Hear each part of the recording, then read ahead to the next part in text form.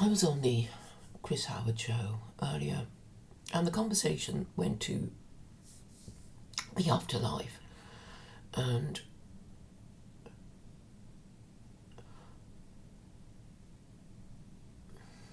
speculation of how it might be administered, and some people saying that they might not want to get there if their enemy is there or something like that. And it's curious, isn't it, how people might think so much of their own opinions that you might think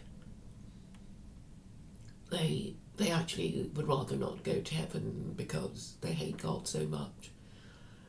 They don't seem to understand that, as far as I understand, okay, maybe the way I understand a bargain is not completely correct, but it seems to me very easy to understand that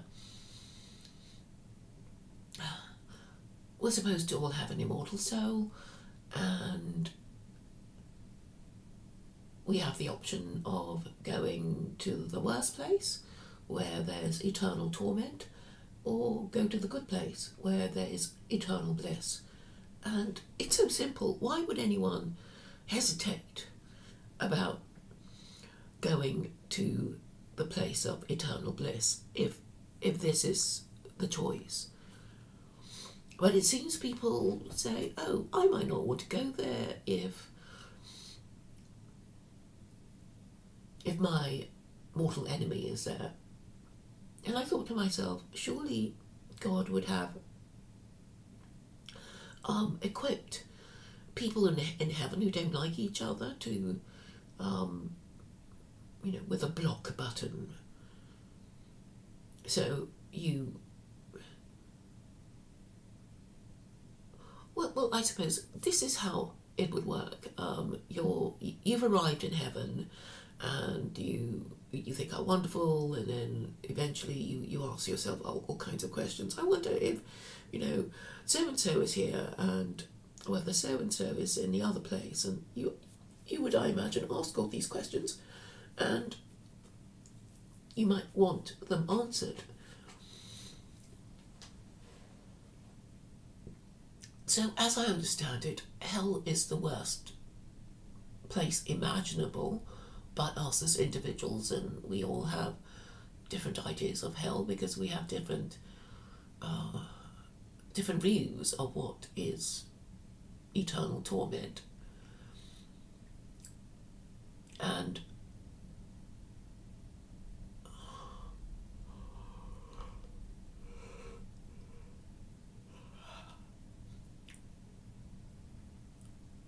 I'm sorry, I lost my train of thought.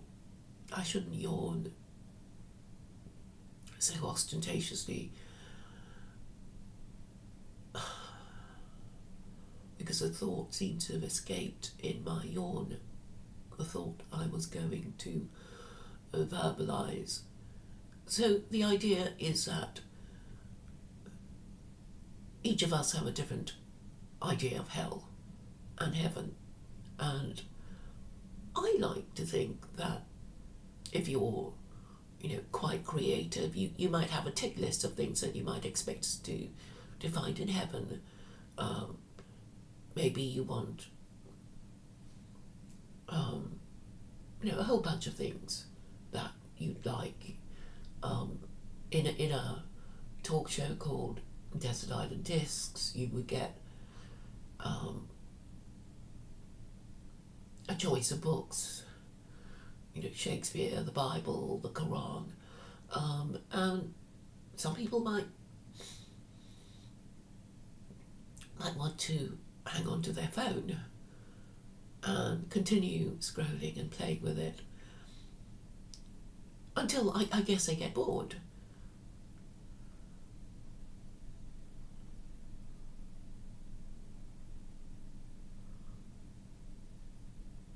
But let's say you think, I wonder if my worst enemy is in heaven or hell.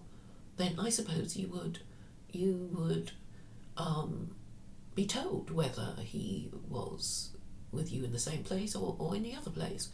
And then you might ask a few questions like, well, how come he's here? And because I don't think he deserves it. And then I guess your question will be answered. So I think that would be fair enough, and obviously you would be happy with the answer because God is omnipotent and omniscient and perfectly moral, and whatever reason he gives should be good enough. And I am proposing that there be such a process called reincarnation, because I suppose some people think it terribly unfair that, all these Hindus and Buddhists, who might not have been as wicked as Christians or Jews or Muslims, surely deserve a second chance if it is indeed the case that Hinduism and Buddhism is idolatry.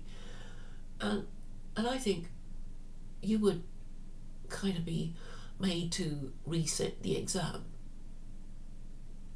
So, say this Buddhist gets to the other side and is told, well, the thing is, he would be graded according to his conduct in his life, in his lifetime, and depending on whether he has been a good boy or a bad boy, he would be going to a better life or a worse life. And unless it occurs to him independently to ask, I'm tired of reincarnation, I really just want to end up in heaven, and I've heard so much about that Jews, Muslims and Christians go on about. So I guess you would expect him to ask for a number of things before he is reincarnated. I like to think that God would be sort of sitting behind a desk and saying, Buddhist or Hindu, you have led an exemplary life, and you will be reincarnated into a better life. Any questions? And I would like to imagine there would be some time to do a bit of research, that there might be some kind of library in heaven, and depending on the kind of person you are, you might go to it at once and have a look at the books and chat up the librarian, and or you would think, I just don't want to read any books, and I've had enough of them during my lifetime, and I'm certainly not going to read any books. But I like to think that some people might think, well, gosh, I don't know where I'm going to go for my next life, and I suppose I would have a period of reflection, and it might help me if I go to this reference library to see what I could have done better during my life, in case I'm asked some difficult questions by God, who will be calling me for an interview very soon. And I'm saying, such a person, if he were theologically informed as I am, would, if he was quite happy to be reincarnated again, and he thinks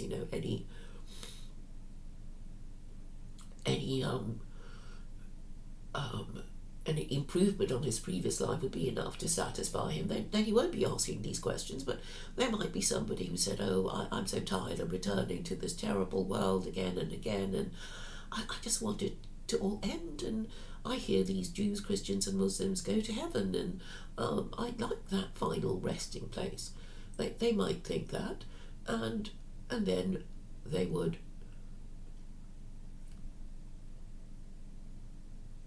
use the library facilities of heaven to decide what kind of religion the parents of their next life would have. So you would so I guess a really knowledgeable person might say, well, I want to be Muslim in my next life, and therefore I want my two parents to be both Muslim, so I won't fall off the I won't go astray. Or that person might be punished for if he's a Jew who married a Gentile, or a Gentile who married a Jew, then he would be cursed with two parents who have different religions and would only confuse him with their different practices and maybe their quarrels about which place of religious worship they were to go to.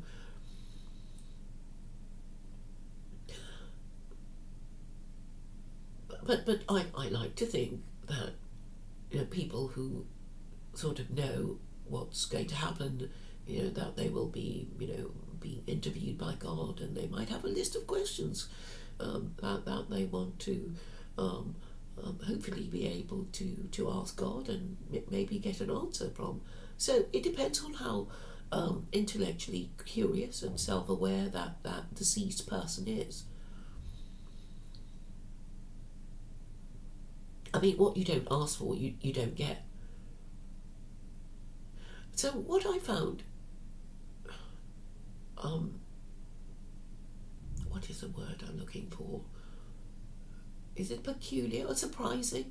Is that the Christians I was talking to in the Chris Howard show were not quite expecting to go to heaven, or not even saying, oh, but I'm such a terrible person. I wouldn't, I don't think I don't even dare hope for getting to heaven. And I said, well, why not? I mean, it's not a hard choice. There's, hell. I guess most people would want to avoid that place.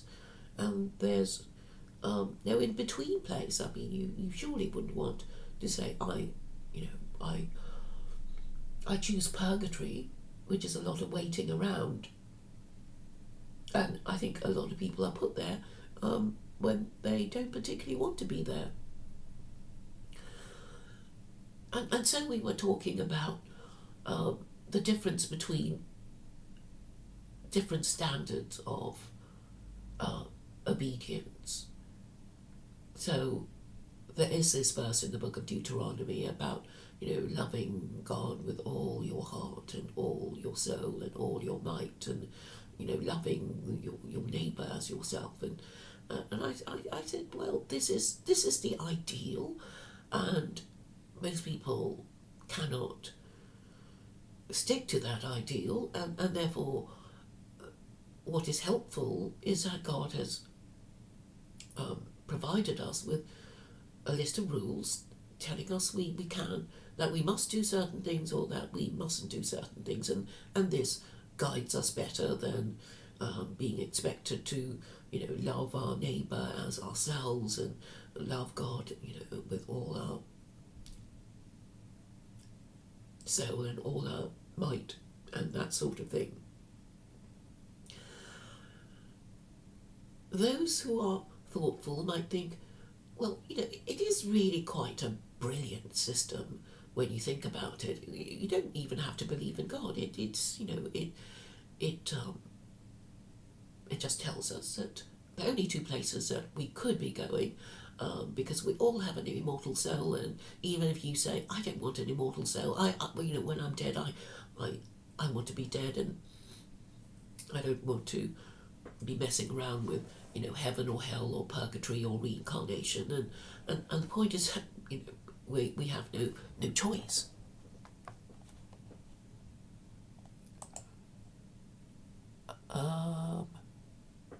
Can people hear me? I think you can. For some reason, if I wanted to share stuff, I won't be able. I'm just looking at my settings.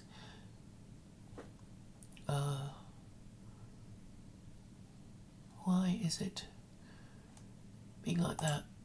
Oh, never mind, you can hear me. Right, you can hear me, and that's the main thing. And now I need to blow my nose, so I have to mute myself.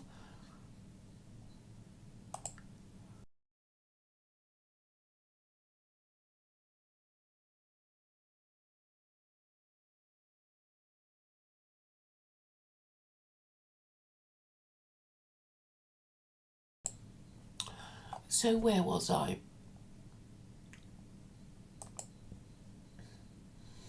So I'm saying there are, there's obviously the ideal, and of course we're going to fall short of the ideal because it is the ideal, and then there is a lower standard of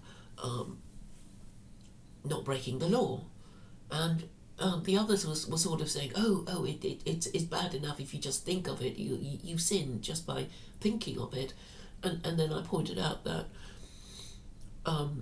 the law takes into account your mens rea, which is your guilty mind. It's a Latin word for guilty mind. So if you kill somebody intending to kill them and planning to kill them, you're going to get a stiffer sentence because of the premeditation and intention than if you said, I'm very sorry he's dead. The gun just went off in my hand. I didn't do it on purpose. I'm very sorry. So you have at least these standards of being careless, of being reckless, and of being intentional in your act of criminality. And I think this is a great way of calibrating our behaviour instead of thinking, oh, I could never, love my enemy as I love myself. I must be doomed because I can't, adhere to this high standard. But I think the Christians do it because they want to think, oh, without the intervening grace of Jesus, they're all going to hell. It's like, no, God, if he exists, has thoughtfully given you a list of rules and express himself reasonably clearly. And if we avoid doing the things that he has forbidden, then we should be all right. And I suggested that we should be, okay, maybe it's a bit simplistic, but I'm saying we should be given a kind of 10 out of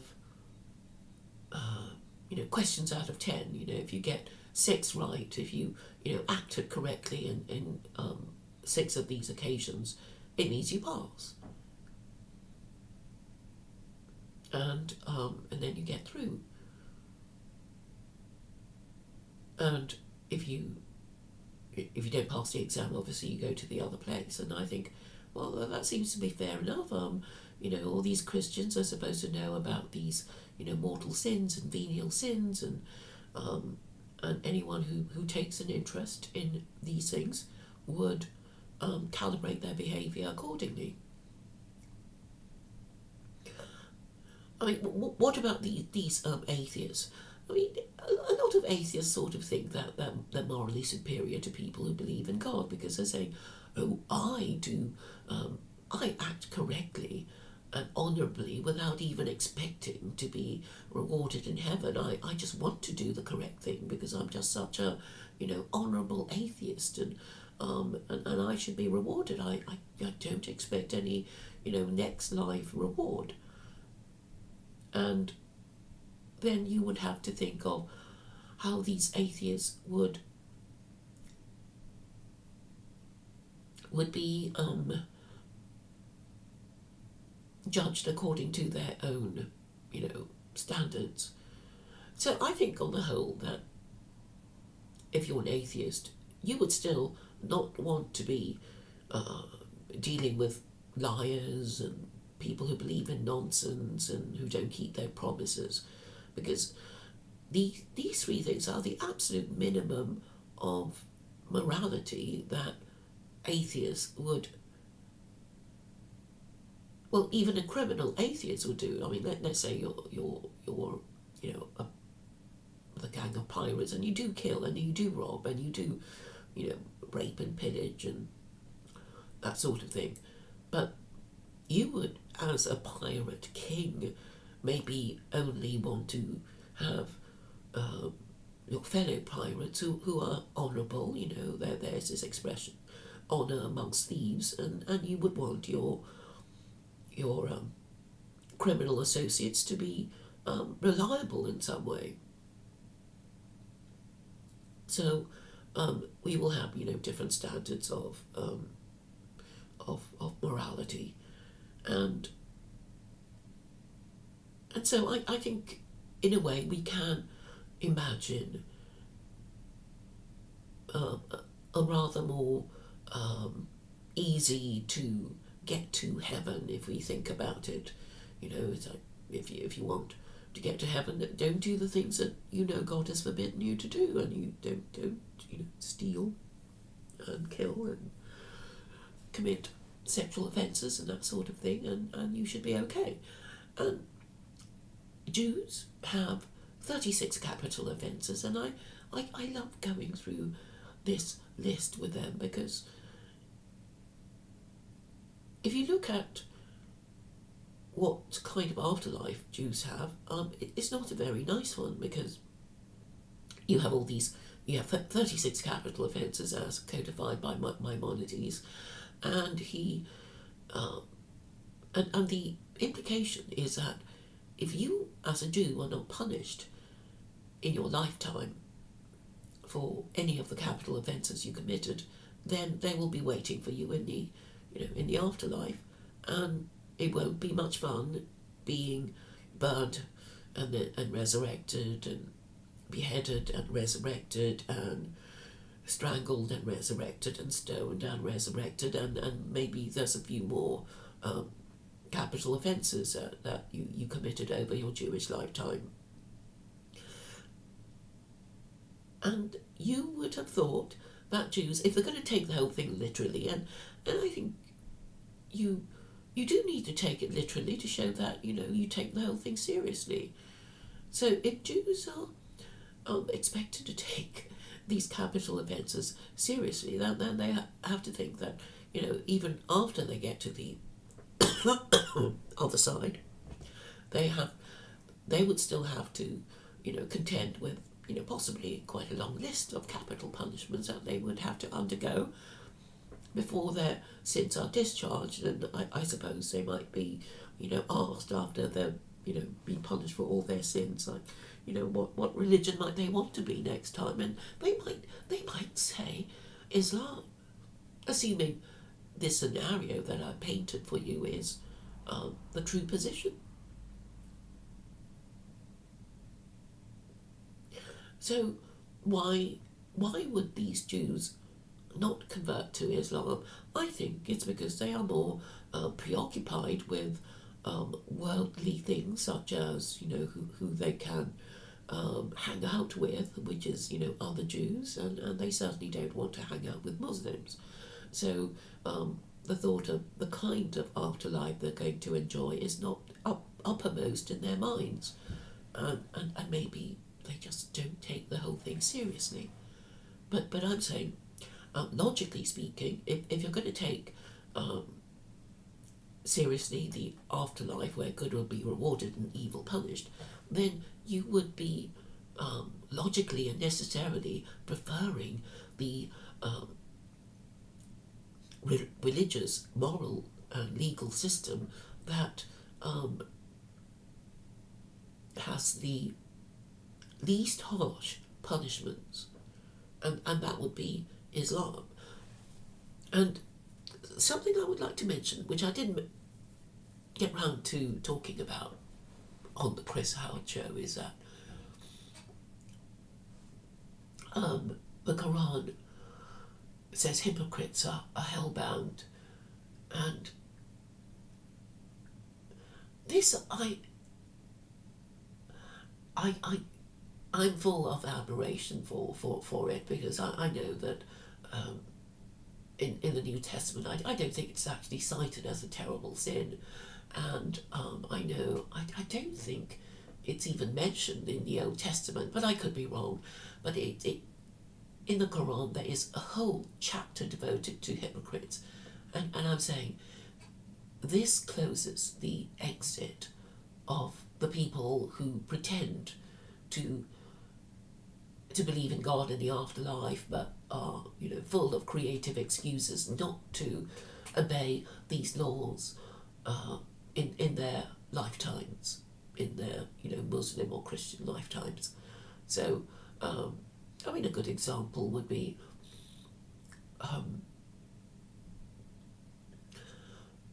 the commandment in chapter 18 verse 4 of the Quran, and I know I recently gave Khalid a very hard time about it, but I am convinced that if these Muslims had taken this commandment seriously, then they would have done their dawah to these European Christians more seriously, and that they would have done it properly.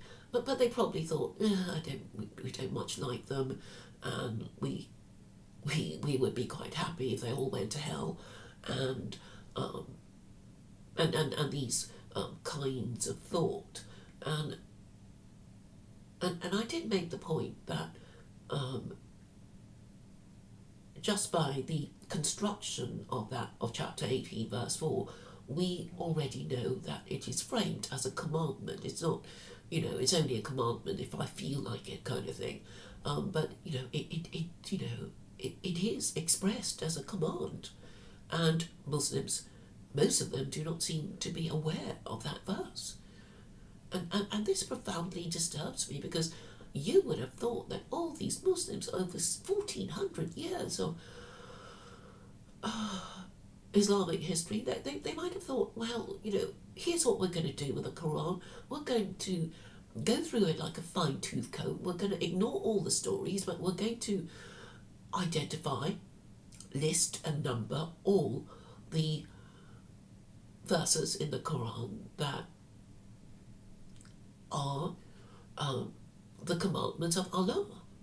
And look, I know that not all the commandments can be obeyed, but we can at least make a list of them. And I keep asking these Islamic scholars, and they keep saying, oh, there are about 500 of them, we're not very sure, we don't know, and all kind of mealy-mouthed excuses. And I'm saying this is what should be done.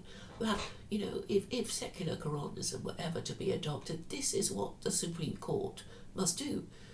And the justices of the Supreme Court have to go through the Quran with a fine-tooth comb and agree with each other which are verses that could be construed to be a commandment, and then make a whole list of them and turn it into law, and repeal any law in existence that goes against these principles, and obviously leave in place any legislation in existence that are in harmony with these Quranic principles. What's so hard about that? So I think it's really quite easy to do, and the great thing about it is that once you have these laws saying to people, you can't do this and you can't do that, and if you do, you're going to get punished, then they won't do it, and that should be good enough. And so more people will go to heaven, if such a place exists, and this is how things should be done. I don't know why people are being so reluctant to agree that my proposed system is better than the current one that they have. Because if people are clear about what they're supposed to be doing and what they're not supposed to be doing, and what's legal but not quite moral, it would still be make it clear in their minds what they're supposed to be doing, instead of, oh, I'm going to hell because I can't bring myself to love my neighbour because in fact I hate him, and just thinking of doing something bad is as bad as doing it, and this is all stuff and nonsense, and this must create a sense of despair and hopelessness in these Christians, and so they just assume, oh, I'm going to hell now, and therefore nothing I do matters, and and so I might as well carry on with my wicked ways. And obviously this is not helpful to society. But I think thinking a little bit more about the afterlife would make a lot of people happier, I think. And this is therefore what I encourage, to imagine, what might happen if, you're already there and you see somebody you hate and you don't think they deserve to be there. Well, I think, assuming God is morally perfect and doesn't do anything wrong, you would have to accept things, accept God's explanation of why your worst enemy is in heaven, and maybe reconcile with him. I imagine, if you're all, happy to be in heaven, why you might not, in the end, be happy to reconcile with your enemy. So I just don't see, these nitpicking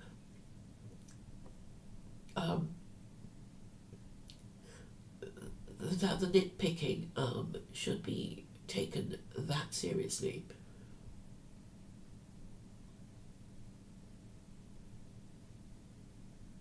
So we can think of, you're bored and you after, a bit of a stay in heaven, and you want to try again, just for the fun of it. Or, well, Buddhism has this idea of the bodhisattva, and so these are people who are have they don't actually need to come back because they've learned all their lessons, and but they only come back because because to help, in order to help people with their wisdom. I do remember somebody saying that. I might be one of those people, but who knows.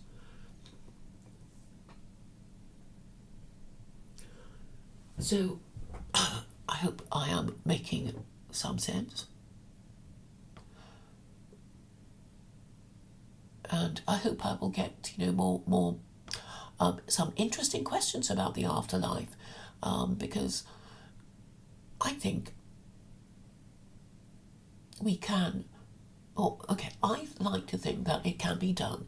So obviously Christians will have to go to hell because of their idolatry and blasphemy, and then they think, then I guess that they should be offered the opportunity. It's like, okay, you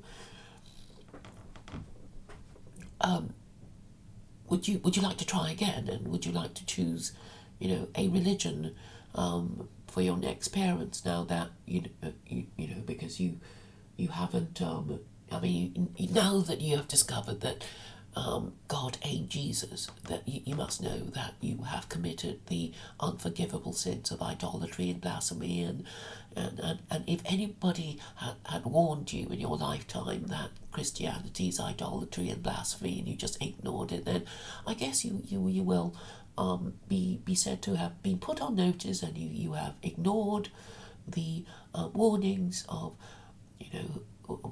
the kind-hearted person who warned you about the idolatry and blasphemy of Christianity. And because you were put on notice, you can't say, oh, but I didn't know. And maybe it was your deadly sin of pride or chauvinism that made you carry on with your idolatry, because you just wanted to hang out with Christians, and you couldn't bear to bear the company of Muslims who you've always hated because of your Islamophobia. So I hope I have made some sense. I will now finish. Oh.